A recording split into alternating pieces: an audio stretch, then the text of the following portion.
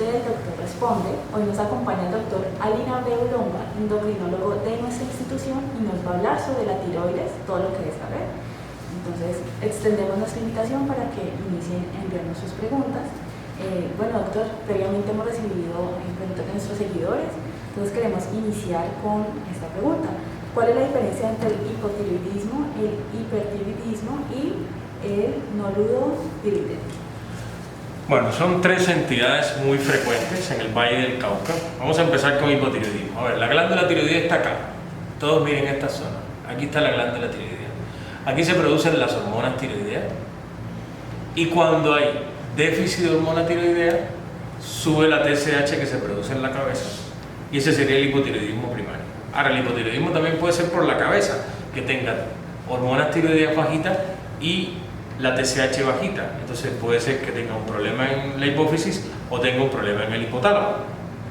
Esa sería como la clasificación: hipotiroidismo primario, secundario y terciario, porque el secundario también se toma como terciario, es decir, que la lesión esté en la tiroides o la lesión esté en el hipófisis o el hipotálamo. Ese sería el hipotiroidismo. El hipertiroidismo es todo lo contrario, es decir, que yo tenga un aumento de la secreción de hormonas tiroideas y se suprime la TSH. Pero puedo tener un tumor en la cabeza, que es muy raro, que estimule la secreción de hormona tiroidea, o un tumor en el ovario que produzca una sustancia parecida a la hormona tiroidea y se suprime la TSH. Es decir, yo puedo tener hipertiroidismo, que también puede ser primario, secundario o terciario. Ahora, las diferencias son grandes. Uno tiene que ver con la hiposecreción y otra con la hipersecreción. Ahora, esas son enfermedades funcionales, que son las más frecuentes. Evidentemente el hipotiroidismo es la enfermedad más frecuente de todas. Tanto el franco como el hipotiroidismo subclínico, que ha crecido muchísimo en el mundo. Es aquella persona que tiene secreción normal de hormona tiroidea y TSH alta. Y el hipotiroidismo franco es de hormona tiroidea baja con TSH alta. Esa sería la gran diferencia. Ahora, esas son las enfermedades funcionales, de funcionalidad, de secreción de hormona tiroidea. Ahora están las enfermedades nodulares, es decir, las bolitas en el cuello. Yo puedo tener un nódulo, dos nódulos o más nódulos. Entonces, si tengo un nódulo, estamos hablando de enfermedad nodular, un solo nodulito. La enfermedad nodular se ve fundamentalmente porque yo hago una ecografía o yo me note una masa, o en el estudio de la enfermedad funcional encuentre el nódulo. El nódulo, según las características, se puede seguir sí o no, se puede funcionar sí o no, pero depende de una buena ecografía, es decir, de personas que estén adiestradas en hacer ecografías de tiroides y que nos hagan una descripción de la enfermedad tiroidea. Bueno, doctor, iniciamos con la pregunta de Carolina Zapata desde Instagram. ¿Cada cuánto es necesario realizar los exámenes después de la iodoterapia para saber si surgió o está surgiendo efecto? Bueno, la iodoterapia, según, si yo doy iodoterapia porque estoy haciendo una ablación después de una cirugía de cáncer de tiroides, yo debo tener valoración a los 3 meses, 6 meses, 9 meses, un año. Lo mismo pasa si yo tengo un hipertiroidismo, que ya les dije que es aumento de la secreción de hormona tiroidea. Yo doy terapia con yodo radioactivo para controlar la autonomía de la glándula tiroidea. Una cosa es la ablación para destruir el resto o acabar con el resto de tejido tiroideo post cirugía de cáncer de tiroides, y otra cosa es para controlar la secreción autónoma de hormonas tiroideas que se producen en el hipertiroidismo, ya sea por enfermedad difusa, nodular o multinodular. Ahora, es importante saber que el seguimiento uno lo hace durante el primer año, 3 meses, 6 meses, 9 meses y un año. Cuando el cáncer tiroideo se estabiliza, uno sigue el paciente cada 6 meses o un año. Igual que cuando la enfermedad tiroidea se estabiliza o la paciente ya cae en hipotiroidismo post aplicación de yodo en el hipertiroidismo, uno lo que hace es seguir al paciente 6 meses, un año. Es muy fácil de seguir a los pacientes después de yodoterapia. Bueno, tenemos la pregunta de Surio Campo, también desde Instagram. ¿Cuál es el síntoma más notorio para saber que no está funcionando adecuadamente la tiroides? Bueno, es que uno no padece de la tiroides, uno padece de enfermedades tiroideas, uno no padece del ojo, uno tiene miopía o astigmatismo. Lo mismo pasa con la glándula tiroidea. Ahora, yo pienso que hay que dividirlo en sexos, porque no es la misma la sintomatología del hombre que en la mujer. Sabemos que la mujer es mucho más explícita, es mucho más frecuente la enfermedad tiroidea, pero no hay un signo que uno diga que es el más frecuente. Por literatura sí, pero las mujeres vienen ¿por qué? Porque tengo decaimiento, porque me duele la cabeza, porque estoy deprimida, porque estoy cansada, porque se me cae el cabello. Esa es la sintomatología fundamental. Sin embargo, el hombre fundamentalmente porque tiene cansancio y en ocasiones disfunción sexual eréctil o disminución de la libido. O yo me encuentro una bolita acá. O a veces dicen tengo dificultad al tragar. Es raro, tiene que ser una masa muy grande para que produzca eso. Pero la sintomatología depende fundamentalmente del sexo y hay mucha variabilidad entre hombre y mujer, pero tiene que ver con decaimiento, depresión, cansancio, calambre, dolores musculares. Así estaría la sintomatología. No hay una cosa que sea el mayor que. Hay pacientes que tienen depresión, que van al psiquiatra y terminan con enfermedad tiroidea. Hay pacientes que toman determinados medicamentos para unas enfermedades, por ejemplo, los psiquiatras para el trastorno bipolar dan litio y el paciente termina con hipotiroidismo. Es decir, depende mucho, pero yo diría que la depresión, el aislamiento, la tranquilidad, los ancianos se aíslan mucho, se deprimen, tienen llantos fáciles. Depende mucho del sexo, de la edad, en general. Bueno, tenemos la pregunta de Lady Chávez. Si el metimazol falla, al igual que la terapia con yodo, ¿qué sigue para tratar el hipertiroidismo? La cirugía. Las tres opciones para el hipertiroidismo son tratamiento médico, que debe ser máximo 18 a 24 meses, tratamiento con yodo radiactivo, que lo hacemos en esta institución al igual que la cirugía. Dicho sea, antes de seguir, le pregunto, quería informar que aquí tenemos un departamento y un grupo especializado en patología tiroidea, que es el grupo de endocrinología liderado por la doctora María Victoria Pérez, que es cirujana endocrina, y manejamos todas estas patologías tiroideas, es importante que sepan. Entonces, nuestro departamento de medicina nuclear, que es un departamento de muy alto estándar, tuve la suerte junto con el doctor Juan Muñoz de ver el inicio, el parir este departamento de medicina nuclear, que es una belleza de departamento. ¿Qué nosotros diríamos? Si yo fallo tratamiento médico, si fallo a terapia con yodo radiactivo, la opción es cirugía.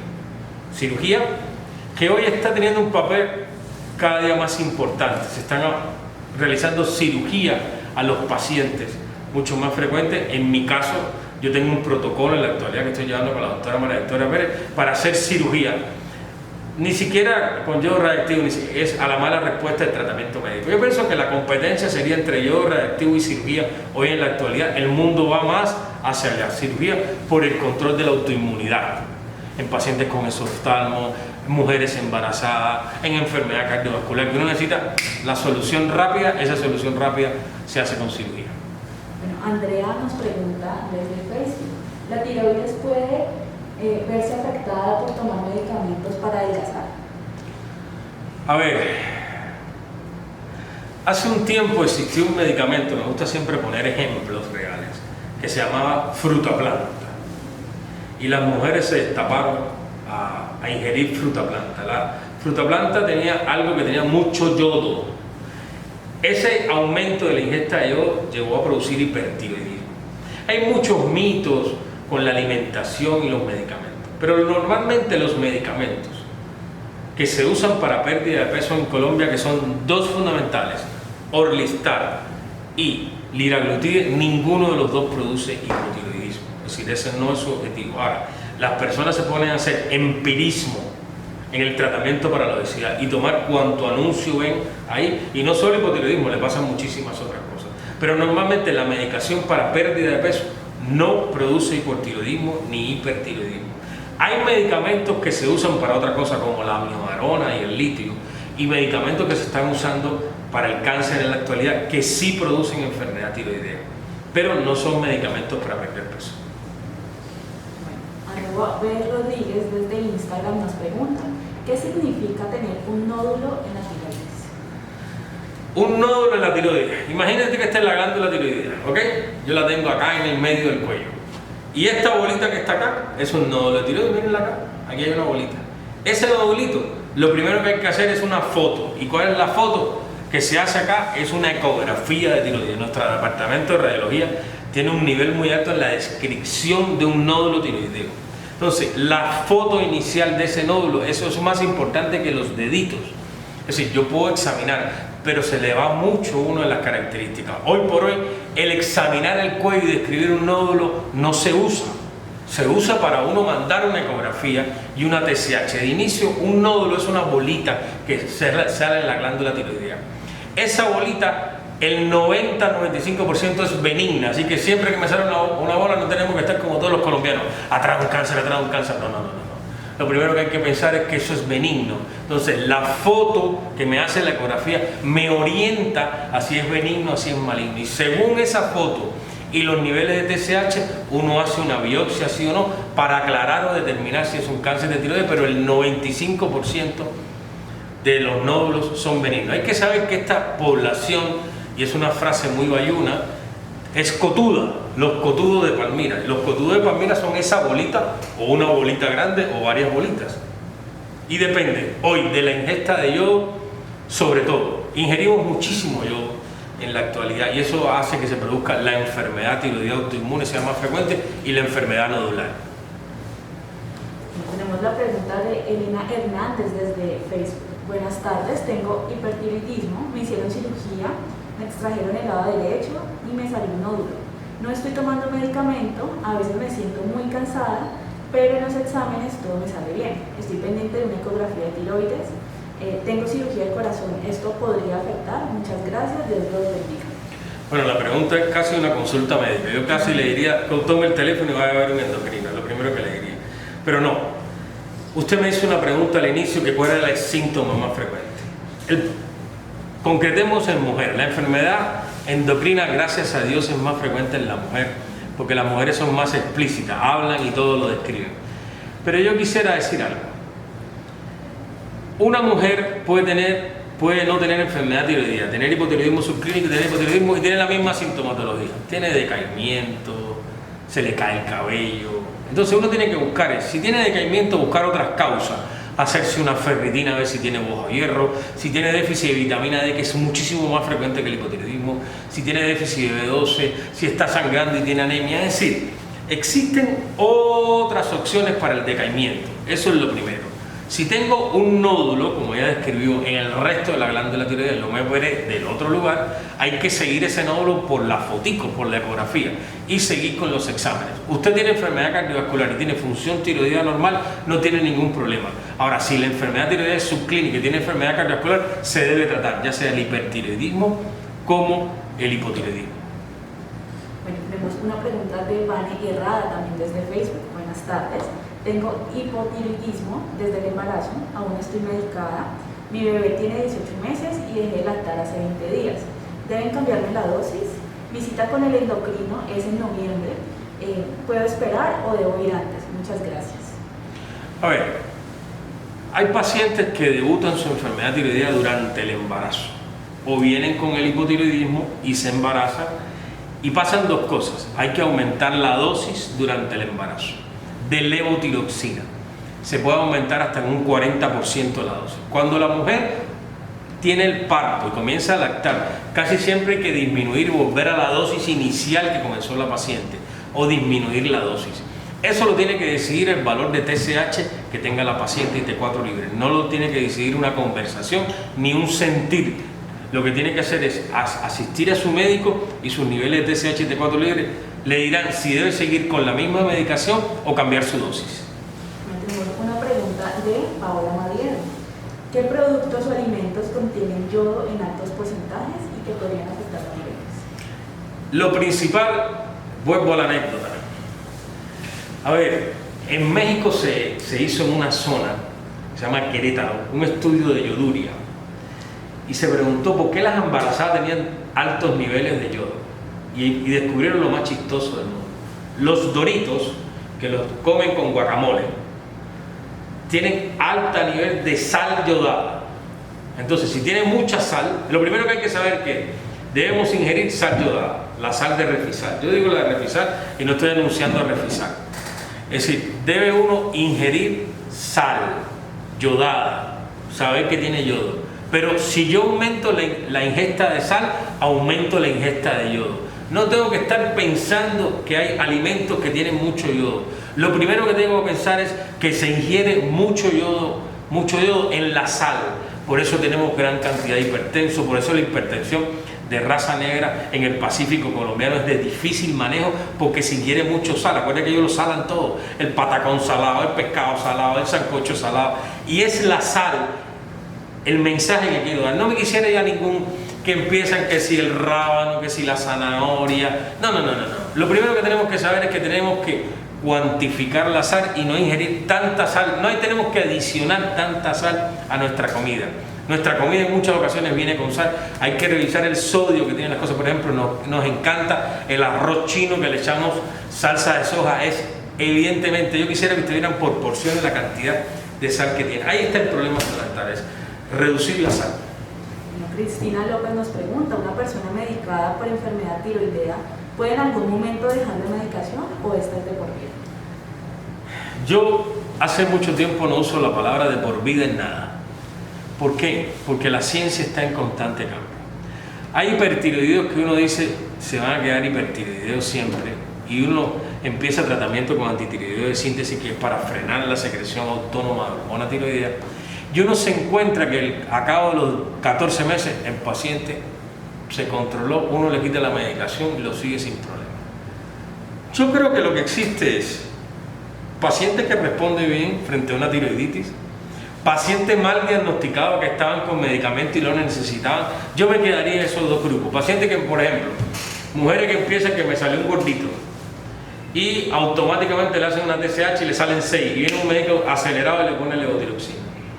Y la paciente sigue con el gordito, porque el gordito no es igual a TSH, porque el hipotiroidismo no produce obesidad. Eso quiero que lo sepan todos antes que me lo pregunten.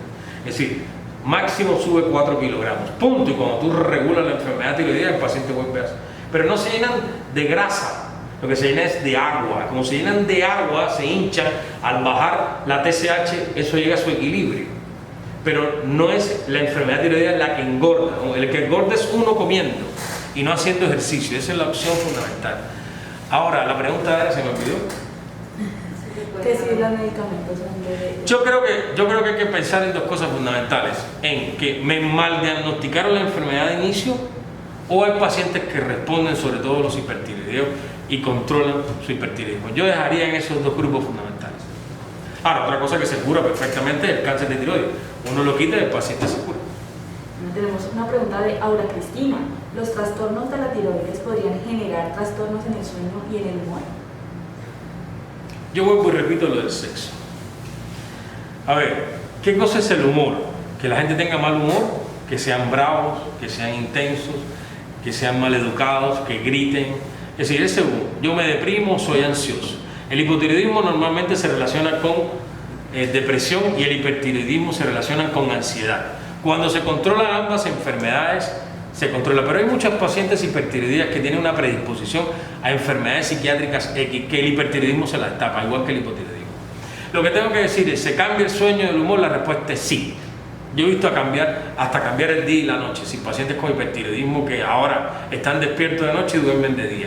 Pero lo fundamental es que a controlar estas enfermedades deben controlarse estos síntomas o signos descritos. O si no, el paciente debe tener trastornos, problemas en la salud del sueño u otras enfermedades que expliquen esto. Es decir, yo pienso que tenemos que estar en manos de los psiquiatras que estudian el sueño, o la depresión, o la ansiedad, o los neurólogos que también traducen el sueño, o los otorrinos que también estudian el sueño. Yo pienso que la calidad del sueño va más allá de las enfermedades tiroideas. Bueno, tenemos una pregunta desde Facebook. Buenas, doctor. ¿Qué se puede hacer cuando a mí me han operado 3 veces y nada que me baja el PTH? Soy un paciente renal. No, esa es otra enfermedad. No tiene que ver con lo que tú planteas, porque ella está hablando de un hiperparatiroidismo. El hiperparatiroidismo secundario a enfermedad renal, sí hay unos valores. Yo creo que no es el tema de responder, porque es un tema que hay que ver a la paciente y los exámenes. Esa no es una pregunta general para responder. Yo creo que ¿quién maneja el hiperparatiroidismo secundario? ¿O su nefrólogo o su endocrino? Yo creo que eso es una pregunta muy personal, porque haría más yo en responder algo que es más general, sería más fácil, pero El hiperparatiroidismo secundario, en muchas ocasiones, hay que ver la causa del hiperparatiroidismo, la cirugía que me hicieron, la paratiroide que me dejaron, y si yo puedo ser que la he dejado a la mitad de, de una paratiroide porque se quitan las otras tres y vuelve y haga el hipertiroidismo, se sostiene el hipertiroidismo, le quito la mitad y vuelve y sigue el hipertiroidismo. Por eso es el hiperparatiroidismo, pero yo creo que eso es muy personal. Esa pregunta se la tiene que hacer su médico, porque es el hiperparatiroidismo secundario, es una enfermedad que está fuera de este tema, pero que es más difícil de manejo así a nivel informativo. Perfecto, doctor. Tenemos una pregunta de Dina Victoria. ¿A partir de qué rango se considera que está alta la tiroides? Vuelvo y repito, uno no tiene alta la tiroides, uno tiene qué enfermedad tiroidea. Pongamos el hipotiroidismo, que es la más frecuente. Los valores normales de TSH en población de Santiago de Cali están entre 0,4 y 4,5. Si yo veo valores por debajo de 0,4, tengo que hacer, lo primero que hago es una TSH. La TSH es como la que me anuncia para dónde voy. Y después hago T4 libre. La T4 libre la hago a continuación del valor de TSH. Pero uno tiene que tener siempre entre 0,4 y 4,5. Ahora, cuando los pacientes comienzan a variar eso, entonces uno tiene que hacer una T4 libre y saber también el sexo, la edad, porque yo me puedo encontrar una mujer de 70 años que tenga una TSH en 7,6 con T4 libre, y eso es normal, no significa enfermedad tiroidea. Yo pienso que siempre las enfermedades hay que puntualizarlas, sobre todo las tiroideas, con sexo y edad. Perfecto, doctor. Tenemos una pregunta de María Elena Aguirre. Cuando sale mal el T4 libre, ¿qué es? Pues repito, es decir, T4 libre es que sale mal, es que sale bajo o que sale alto. Si sale bajo, evidentemente estamos frente a un hipotiroidismo, y si sale alto, estamos frente a un hipertiroidismo. Es según el valor, pero siempre relacionadas. A ver, el pato tiene dos patas, ¿no? Entonces, la patica de arriba es TSH y la patica de abajo es T4.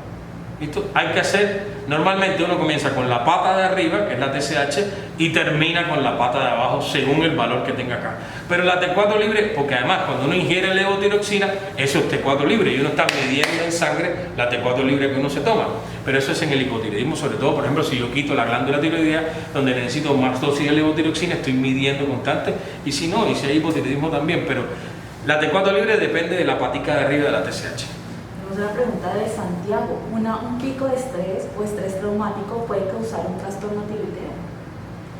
Estrés traumático.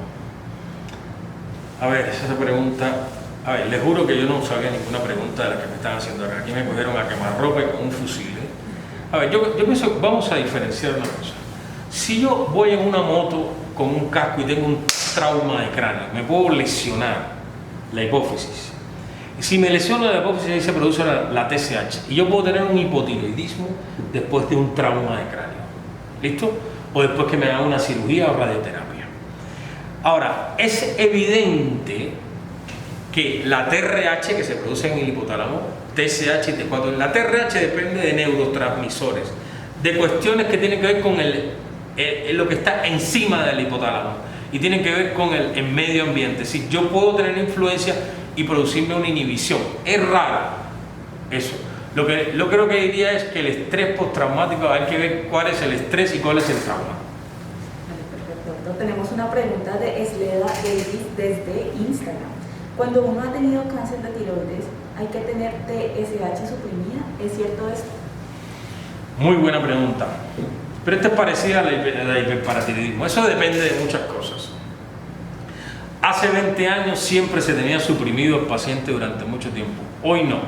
Hoy depende de la clasificación inicial, del riesgo del paciente, de la edad, del sexo y del tiempo de evolución del cáncer. Yo tengo una paciente que tiene los marcadores de cáncer tiroideo controlados a los 10 años de haberse operado. ¿Qué hago con ella? Tener una TSH entre 0,1 y 2, 0,7, 1,2, no hay ningún problema, porque es una paciente que está en remisión, que está curada. A diferencia de un hombre de 40 años que le hicieron una cirugía hace 6 meses, necesita más supresión, necesita tener TSH por debajo de 0,1.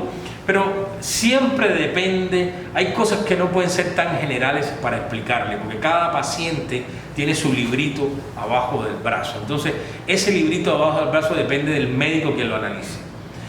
Hay una cosa importante, no hay que tener la TSH suprimida siempre durante el transcurso del cáncer de tiroides. Tenemos una pregunta de Laura Echeverri. ¿Por qué se le pueden poner los ojos saltones a un paciente con hipertiroidismo? ¿Es necesario que vaya al oftalmólogo también? A ver, los ojos saltones pueden estar en cualquier enfermedad tiroidea autoinmune, más pueden ser solo saltones sin tener enfermedad tiroidea. Eso se llama exoftalmo, puede ser de un ojo, de ambos ojos. ¿Qué es lo que pasa? Detrás del ojo, a ver, pongamos que existe un cucurucho de maní, ¿se acuerdan? Lo que hemos comido cucurucho de maní. Si yo abro el cucurucho de maní y empiezo a sacar maní, eso se abre. Imagínense que la órbita, es un cucurucho de maní y yo aprieto por acá y el ojo hace hacia allá. Ese ojo se inflama porque hay una inflamación, hay un líquido detrás, hay unos músculos que crecen, que se ponen fuertes. Eso hace protrusión del ojo. Si es por hipertiroidismo, uno lo primero como endocrino que tiene que hacer es controlar la función tiroidea. Si tiene menos de 365 días fuera de controlar la hormona tiroidea, puede aplicar corticoides. Si también tiene una clasificación, seguro si es ligero, moderado o severo, se da o corticoides, o se hace cirugía, o se hace radioterapia. Nosotros en Centro Médico Imbanaco hacemos todas las opciones. Tenemos cirujanos de órbita, de base de cráneo, aplicamos yodo radiactivo, aplicamos corticoides y mandamos antitiroideo de síntesis. Esa sería la explicación frente al exoftalmo, que son la gente que llegan asustada a la consulta, que le dicen en la costa creo que entonces es lo que salen con los ojos grandes. Pero esos ojos grandes tienen soluciones. Hay que tener mucha paciencia en el paciente con exoftalmo producido por hipertiroidismo, pero lo más importante es controlar la función tiroidea y claro que sí, en unión con el oftalmólogo. Tenemos una pregunta de Andrea. ¿Los niños pueden sufrir enfermedad tiroidea? Los niños pueden sufrir todo igual que los adultos. Todo ser humano, hombre, mujer, niño, adulto, anciano y embarazada pueden tener las mismas enfermedades tiroideas. Tenemos una pregunta de Lady Chávez. La relación entre las enfermedades cardiovasculares y la glándula tiroides. Es muy interesante esa pregunta. No sé si la hacen para corcharme o para hacerme que hable. A ver, la enfermedad tiroidea explícita, es decir, yo tengo un hipertiroidismo, puede producir falla cardíaca al igual que el hipotiroidismo. Yo puedo tener tormenta tiroidea, estar dentro de UCI o hacer un coma mixedematoso por hipotiroidismo. Este por el hipertiroidismo y este por el hipotiroidismo. Y puedo tener enfermedad cardiovascular en las dos, a consecuencia. Pero además yo puedo tener enfermedad cardiovascular en relación a su clínica, tanto hipertiroidismo como hipotiroidismo. Pero además yo puedo tener enfermedad cardiovascular relacionada con enfermedad tiroidea que agrave la enfermedad cardiovascular. Pero la cardiovascular no agrava la enfermedad tiroidea. Es la enfermedad tiroidea la que agrava la enfermedad cardiovascular. Y siempre, siempre, siempre, por la gran incidencia y prevalencia de enfermedad tiroidea, uno debe estudiar siempre el paciente con enfermedad cardiovascular. Le toca una TSH en algún momento de su vida. Bueno, doctor, finalizamos con esta pregunta. ¿Cada cuánto es requerido que las personas que sufren de trastornos de la tiroides se chequeen? Si un paciente está controlado, con una vez al año es suficiente. Si un paciente no está controlado, cada 3 meses. Es según, porque si yo tengo una embarazada, en semana 16 la veo cada mes. Si está embarazo, la veo 3 meses, 6 meses, 9 meses. Yo creo que esa pregunta yo la expliqué al inicio, el seguimiento 3, 6 meses, 9, 12. Pero eso depende, eso es muy personal. Siempre háganle caso a sus médicos de atención, endocrinólogos, internistas, familiaristas, es decir, cualquiera que trate la enfermedad tiroidea, que la trate correctamente y que le siga. No hay que seguirla con muchísima frecuencia. Un paciente hipotiroideo que toma una dosis fija, que está controlado, verlo 1 o 2 veces al año es más que suficiente, no necesita nada más. Bueno, doctor, muchas gracias por habernos acompañado el día de hoy. No, gracias a la invitación y espero que esto le haya sido útil a todos. Muchísimas gracias y feliz tarde. Una feliz tarde para todos. Nos vemos el próximo jueves en nuestro Doctor Responde.